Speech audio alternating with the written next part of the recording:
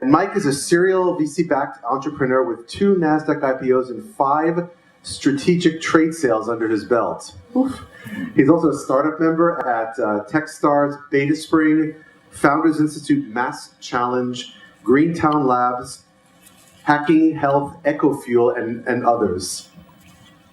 He's currently managing director of both Startup Next Boston, part of Techstars, and Depreto Hack Boston, and also serves as global professor of entrepreneurship. I think his students are here, aren't they? Woo! Yeah, I know that. I like that.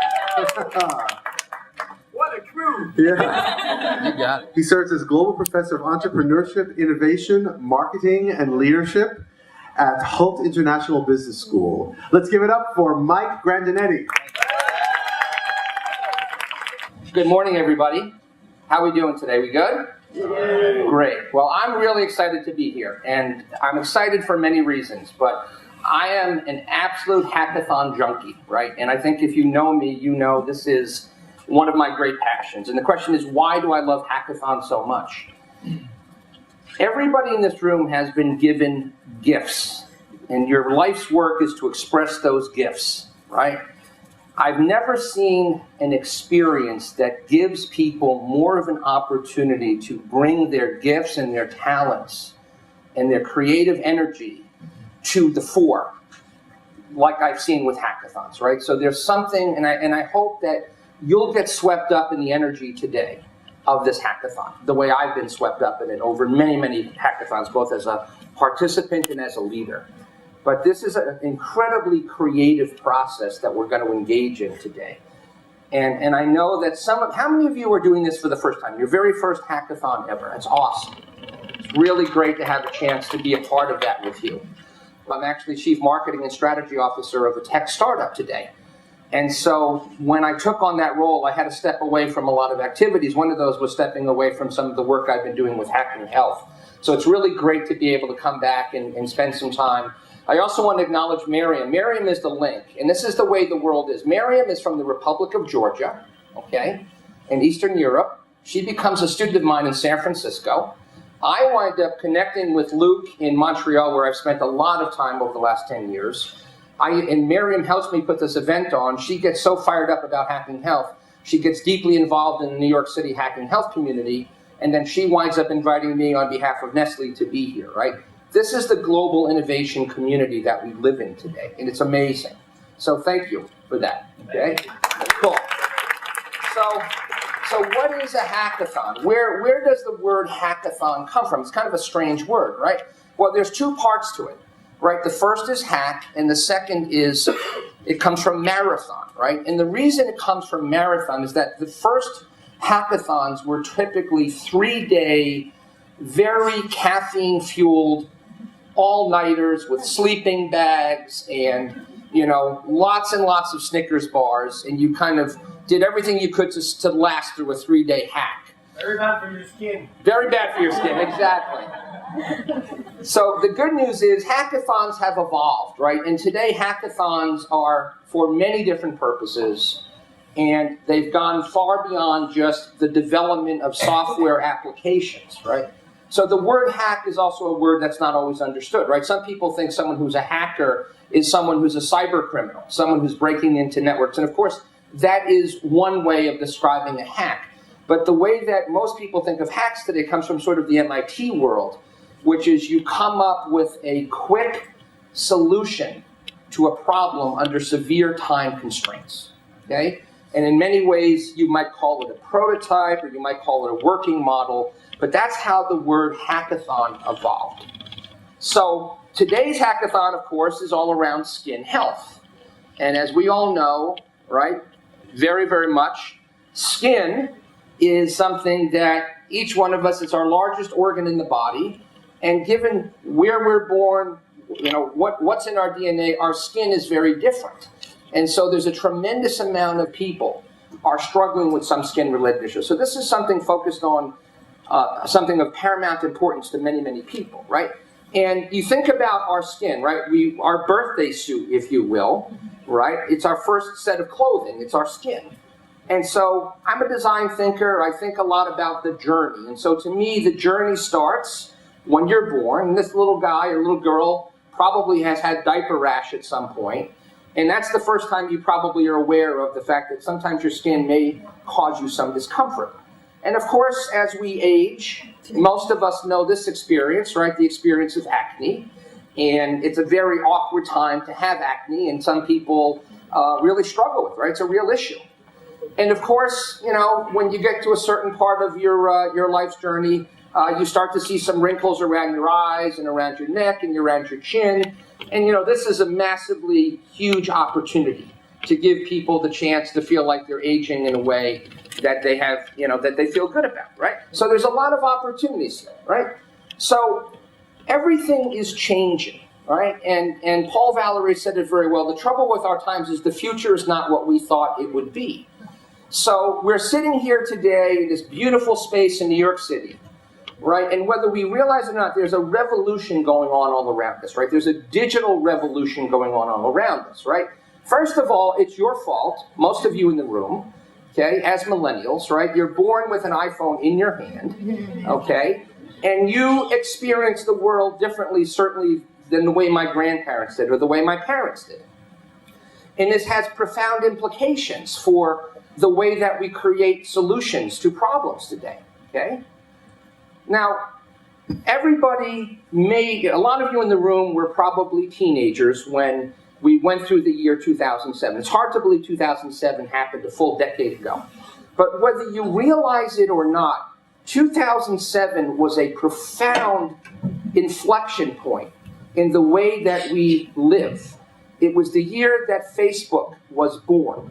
Today, Facebook is the largest country on the planet with 2 billion citizens.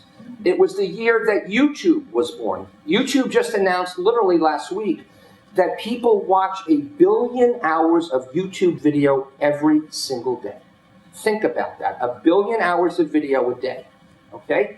And Apple announced recently that the iPhone had recently hit its 1 billionth unit sold, okay? So technology used to be in the domain of geeks like me that hang around in Silicon Valley and study engineering and spend all of our time thinking about, you know, technological disruption. But today, it's very accessible, and we can thank Steve Jobs and Johnny Ive for making it so accessible, right? But it has changed the way that we interact with the world, okay? And so the winds of change are everywhere. They're literally everywhere. But just last night, I come into Penn Station. I limp in on my rescue train on Amtrak, okay? Way later than I expected to. And normally when you get to Penn Station on a Friday night at rush hour, in the past, the taxi line at the taxi stand could be 30 or 40 minutes long. Last night, it was a ghost town. And I swear to God, there was not a single person in the taxi line. Now, it was pretty cold out last night. So it's not like people are just out walking around and enjoying the beautiful, balmy spring weather of New York, right? It's because Uber has completely decimated the taxi culture, right? One of the great icons in New York was the yellow taxi. It was a symbol of the city. And if you talk to the Uber drivers today, I mean, there's probably 75,000 Uber X drivers in New York today. And it's causing massive traffic congestion because Uber X drivers come from all around the tri-state area to make a living here in the city every day. 5 years ago, if you wanted to buy a taxi medallion, it would cost you $1 million. And you go to the taxi commission in New York, and you say, okay, I've got the right to get a taxi company now, and you go to a bank, they won't give you $1. They used to finance 80% of a taxi business because it was a license to print money. Today, it's the opposite, okay? So this is the world we find ourselves in. And so when you're living in a world of massive digital disruption, you ask yourself, right, you have a choice. When the winds of change blow, do I build a fortress? Do I build a shield around myself? Do I hide from the big bad wolf? Or do I step in, lean in, and exploit, harness, take advantage of what I would consider to be an opportunity? And that's why we're here today, okay? So who's been taking advantage of opportunities in a slightly different context? A Toronto-based bank designed specifically for millennials.